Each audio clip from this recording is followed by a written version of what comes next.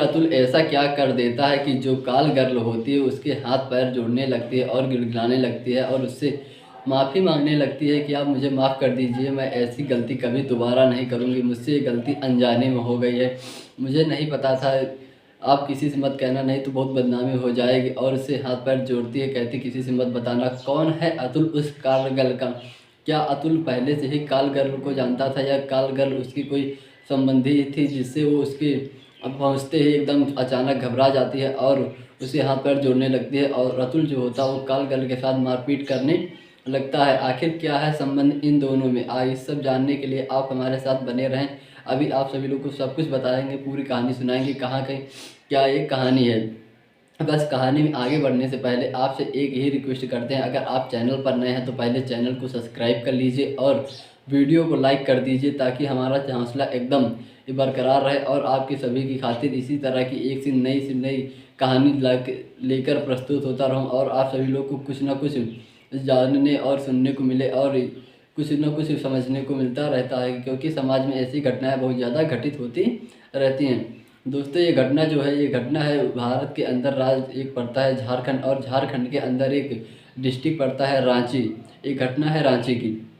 रांची में कुछ ऐसा होता है, एक अतुल नाम का लड़का होता है और उसकी शादी जो होती है एक सुनीता नाम की लड़की के साथ हो जाती है। अतुल और सुनीता दोनों साथ साथ रहते हैं, लेकिन जो सुनीता होती है उससे अतुल से उतनी अच्छी बनती पड़ती नहीं है, क्योंकि उन दोनों के बीच में कुछ ना कुछ खटास रहा करती है, कुछ ना कुछ अनबन हुआ ही करती है। और वो जो सुनीता होती है वो अतुल से नाखुश रहा करती है, कभी अतुल का ना ही सम्मान करती है ना ही उनको अपना पति मानती है, लेकिन उस तरह से नहीं जिस तरह से मानना चाहिए, क्योंकि उससे वो खुश नहीं रहती। अपने सास ससुर जो होते हैं उनसे भी लड़ाई झगड़ा किया करती है आए दिन और उस घर में मतलब वो सही से रहा ही नहीं करती, उसका मन ही नहीं लगा करता था उस घर में रहने का। और अतुल जो होता उसे मतलब पसंद ही नहीं होता, इसलिए वो उससे एकदम नाखुश रहा करती है और उसके साथ लेकिन शादी हो जाती है, ज़िंदगी बिताया करती है, लेकिन वो अपने मन से नहीं बिताया करती है। केवल एक जैसे आपस में जानवर को खूंटा में नहीं बांध दिया जाता तो उसी में बंधा रहता है, लेकिन मजबूरी में। तो समझ लो वो उस अतुल के साथ जो सुनीता होती है, समझ लो जैसे मजबूरी में रह रही होती है, इस तरह रहा करती है। तो एक दिन ऐसा ही चलता रहता है। एक दिन जो सुनीता होती है उससे अपने पति अतुल से लड़ाई हो जाती है और लड़ाई हो जाती है इस कदर की लड़ाई काफ़ी बढ़ जाती है और थोड़ा भयंकर लड़ाई हो जाती है। तो सुनीता जो होती है अतुल के घर से गुस्सा होकर अपने चली जाती है मायके, अपने घर चली जाती है और वहाँ रहने लगती है।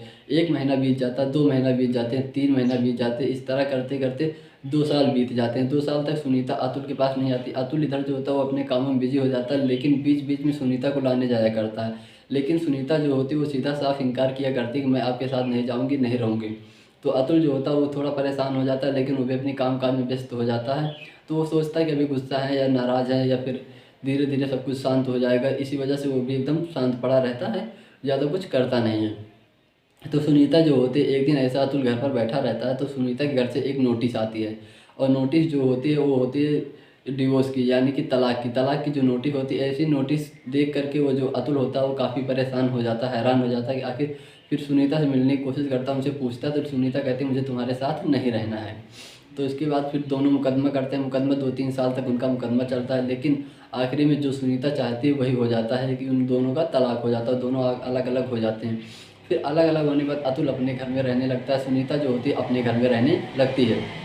अतुल अपने काम काज में बिजी हो जाती है, जब सुनीता अपने घर में रहा करती थी तो धीरे धीरे वक्त बीतता जाता है। फिर कुछ समय के साथ पैसे का भी ज़रूरत होती है, पैसे की भी आवश्यकता पड़ती है। तो सुनीता की एक दोस्त होती है जो उसकी काफ़ी अच्छी दोस्त सहेली हुआ करती है, उसका नाम होता है विनीता।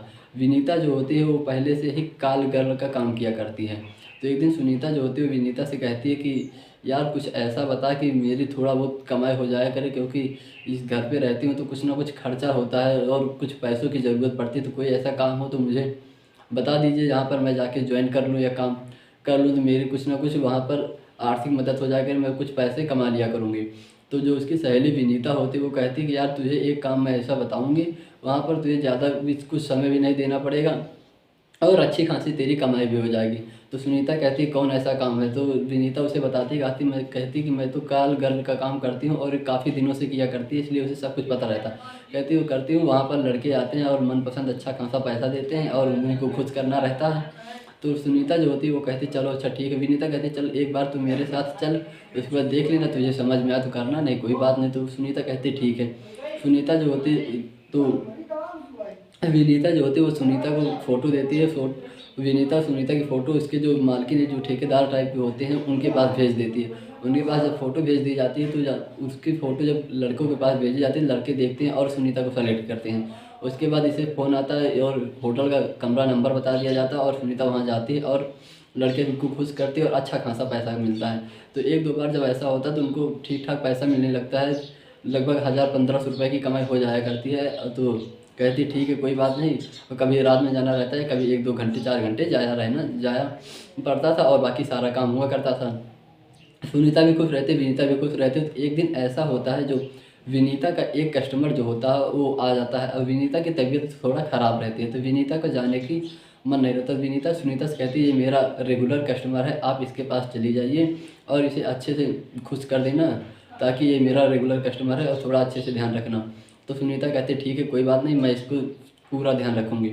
सुनीता उसके पास चली जाती है विनीता के कस्टमर के पास और वहाँ पर जाती है, दोनों रात बिताते हैं और अपना जो होता है ठीक सब कुछ करते हैं। उसके बाद एकदम वो लड़का एकदम खुश हो जाता है। लेकिन ऐसे करते करते फिर विनीता के जो 2-4 कस्टमर होते हैं वो सब सुनीता की तरफ शिफ्ट होने लगते हैं, क्योंकि सुनीता कुछ ज़्यादा ही अच्छी भी देखने में लगती थी और लड़कों को कुछ ज़्यादा ही पसंद आया करती होगी शायद, इसलिए उसके कस्टमर इधर हो जाते हैं। फिर सुनीता और विनीता दोनों में आपस में टकराव होने लगता है, दोनों में लड़ाई होने लगती है। लड़ाई इतनी हो जाती है कि दोनों एक दूसरे पर मारपीट करने के लिए उतारू हो जाते हैं। तो जो विनीता होती है वो एक दिन बैठी रहती है, ऐसे अचानक सोचती है और दिमाग लगाती है। वो कहती है कि जो इसका पहले वाला पति था उससे क्यों फ़ोन करके बता ना दिया जाए। तो जो विनीता होती है सुनीता के पति के पास फ़ोन करती है और उससे बताती है कि आपकी पत्नी जो सुनीता है वो इस तरह का कॉल गर्ल का काम करती हैं। तो उसका पति जो होता है वो मानता ही नहीं, वो कहता मेरी पत्नी ऐसा काम कर ही नहीं सकती, वो मेहनत मजदूरी कर लेगी लेकिन ये कॉल गर्ल का काम नहीं कर सकती। तो विनीता कहती मैं आपको प्रूफ़ दे सकती हूँ। तो उसका जो पति होता है सुनीता को कहता ठीक है आप मुझे प्रूफ़ दीजिए। तो उसके बाद विनीता जो होती है वो उस जो ठेकेदार होती है उसका नंबर देता है उसको, कहता आप इस नंबर पर फ़ोन कीजिए और कह दीजिए मुझे एक लड़के की आवश्यकता है। उसके बाद वो आपके पास फ़ोटो भेजेंगी, उसमें देख लेना तुम्हारी पत्नी का फ़ोटो होगा। तो उसके बाद वो फ़ोन करता है उस नंबर पर और उसे बताता है मुझे एक लड़की की आवश्यकता है। तो वो महिला उसके पास 10 से 15 फ़ोटो भेजती है, लेकिन वो देखता तो उसमें उसकी पत्नी का फ़ोटो नहीं रहता। उसके बाद वो फिर विनीता के पास फ़ोन करता, कहता उसमें तो उसका फ़ोटो नहीं आया। उसने कहा कि मुझे कह दीजिए इसमें कोई पसंद नहीं, कोई दूसरी लड़की भी बता दे और फ़ोटो हम तुमको भेजो। उसके बाद फिर वो ऐसा ही कहता है उस महिला से, तो महिला कहता है कुछ ज़्यादा पैसे लगेंगे और हैं हमारे पास इससे अच्छी-अच्छी भी लड़कियाँ हैं। तो वो कहता है ठीक है आप भेजिए। उसके बाद फिर वो महिला जो होती है ग्रुप में फिर 5 फ़ोटो उसके पास भेजती है और उसमें देखता है कि उसकी पत्नी सुनीता की भी फ़ोटो होती है। तो वो आदमी जो होता है वो अपनी पत्नी सुनीता की फ़ोटो को ही सेलेक्ट करता और कहता मैडम ये जो है इस वाली लड़की को मुझे भेज देना। तो वो महिला जो होती है एक होटल का नाम बताती है और उसका कमरा नंबर बताती है और शाम का वक्त देती है 8 बजे का, कहती है आप 8 बजे वहाँ पहुँच जाइएगा, आपको लड़की वहाँ पर मिल जाएगी। वो कहता ठीक है। उसके बाद जब वो जाता है वहाँ पर होटल में पहले से ही पहुँच जाता है और उस कमरे नंबर में बैठा रहता है। थोड़ी देर बाद जो उसकी पत्नी ही होती है 8 बजे सुनीता, वो उस होटल में पहुँचती है और उस कमरे में पहुँच जाती है। जब कमरे में पहुंचती है तो उसके बाद ये देखते ही उसका पति जो होता है वो एकदम भड़क जाता है और उसके पैर तले ज़मीन खिसक जाती है कि शायद सही में उसकी पत्नी ऐसा काम करती है। तो वो अपनी पत्नी पर बहुत ज़्यादा गुस्सा हो जाता है, उसको मारने पीटने लगता है और काफ़ी ज़्यादा वहाँ पर लड़ाई होने लगती है। तो उसके बाद जो वहाँ के होटल मैनेजमेंट के लोग होते हैं वो वहाँ पर पहुँचते हैं तो वो बताता है कि मेरी पत्नी और ये ऐसा काम करती है, इसलिए इसको मैंने रंगे हाथ पकड़ने के लिए मैंने ऐसा षड्यंत्र रचा था। तो लोग तो सोचते हैं कि आपस का रिश्ता है, इसमें कोई दखल अंदाज़ी नहीं लीजिए। फिर दोनों काफ़ी आपस में काफ़ी मारपीट करते हैं और मारपीट करने के बाद मारपीट की नौबत इतनी ज़्यादा बढ़ जाती है कि वहाँ पर पुलिस को बुलाना पड़ जाता है। होटल मैनेजमेंट पुलिस बुला लेती है, पुलिस भी आती है, पुलिस देखती है कि ये दोनों आपस का बात है, लेकिन ये भी पता चलता है कि ये दोनों तलाकशुदा हैं। तो पुलिस जो होती है दोनों को समझा बुझा कर के आपस दोनों के एक घर में भेज देती। सुनीता अपने घर चली आती है और अतुल अपने घर चला जाता है। उसके बाद सुनीता घर वाले जो होते हैं उसको अपने घर लाते हैं, लेकिन बहुत ज़्यादा बदनामी बेइज्जती हो जाती है। उसके बाद अतुल जो होता है उनके घर वालों को बताता है कि क्या यही सब करने के लिए आप अपनी लड़की को तलाक दिलाए थे हमसे। तो उसके घर वाले कहते हैं नहीं मुझे ऐसा कुछ पता नहीं था कि ये इस तरह का काम करती है, इसलिए आपसे लड़ती है। वो ये तो बताते हैं कि आप सही नहीं अच्छे नहीं। तो उसके घर वाले कहते हैं देख लिया आपने क्या आपकी लड़की की असलियत क्या है। तो उसके घर वाले कहते हैं हाँ मुझे पता चल गई कि इसकी असलियत क्या है और इसको तो अब हम लोग सजा ही देंगे जो देना होगा। अब ठीक है जो गलती हुई हो चुकी है। तो अतुल अपने घर चला जाता है, लेकिन अतुल और सुनीता फिर दोनों आपस में अलग हो जाते हैं। उसके बाद ये उसके घर वाले सुनीता को उसके घर लेकर चले जाते हैं। ये घटना और ये कहानी सुनाने का मेरा सिर्फ एक ही उद्देश्य था, किसी की भावनाओं को ठेस पहुंचाना नहीं था, ना ही किसी को दुख पहुंचाना था, ना ही किसी को कष्ट पहुंचाना था। इस कहानी को सुनाने का मेरा एक उद्देश्य था, आप सभी लोग को जागरूक करना, सचेत करना और अपने घर के लोगों पर या अपने घर की कोई लड़की या फिर कोई लड़का या फिर कोई पत्नी आपकी या कोई हो तो उसके ऊपर आप अपनी नज़र बनाए रखें और उसमें देखते रहें कि क्या हो रहा है। क्योंकि आजकल जो होता है किसी के ऊपर कोई भरोसा नहीं किया जा सकता। आदमी बताता कुछ और है, जाता कहीं और है, करता कुछ और है।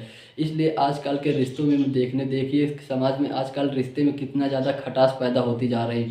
आपस में रिश्ते एक एक साल में टूटते चले जा रहे हैं। हमारे भारत देश में देखिए तलाक कितने ज़्यादा होने लग रहे हैं। बस इसका सबका कारण यही है, आप सभी लोग समझदारी से काम नहीं लेते। आप सभी लोग समझदारी से काम लीजिए, अपने पति के साथ रहिए, अच्छे से रहिए, व्यवहार से रहिए। हाँ, भले आप किसी के साथ कभी भी प्रेम कर रहे होते हैं, लेकिन जब आपकी शादी हो जाती है तो आप उस प्रेम को भूल जाइए। या तो फिर आप उसी के साथ शादी कर लीजिए या तो फिर उस प्रेम को भूल जाइए और अपनी एक नई ज़िंदगी की एक नई शुरुआत करके इसके साथ अच्छे से प्रेम से रहिए। क्योंकि मेरा इस कहानी का सुनाने का उद्देश्य किसी को परेशान करना नहीं है, ना ही किसी का दिल दिखाना, ना किसी की भावनाओं को ठेस पहुँचाना है। इस कहानी को सुनाने का मेरा सिर्फ एक ही उद्देश्य है, आप सभी लोग परिवार जो है एकदम संयुक्त परिवार रहे, अच्छा परिवार रहे, आपस में मिलजुल कर रहे, किसी को कोई लड़ाई दंगा ना करे या कोई दिक्कत परेशानी हो ना हो, और आप सभी लोग एकदम स्वस्थ और मस्त और अच्छे से रहें और अपना और अपनों का ख्याल रखे रहें। मिलते हैं आपको किसी अगली कहानी के साथ अगले वीडियो में। तब तक के लिए जय हिंद, वंदे मातरम।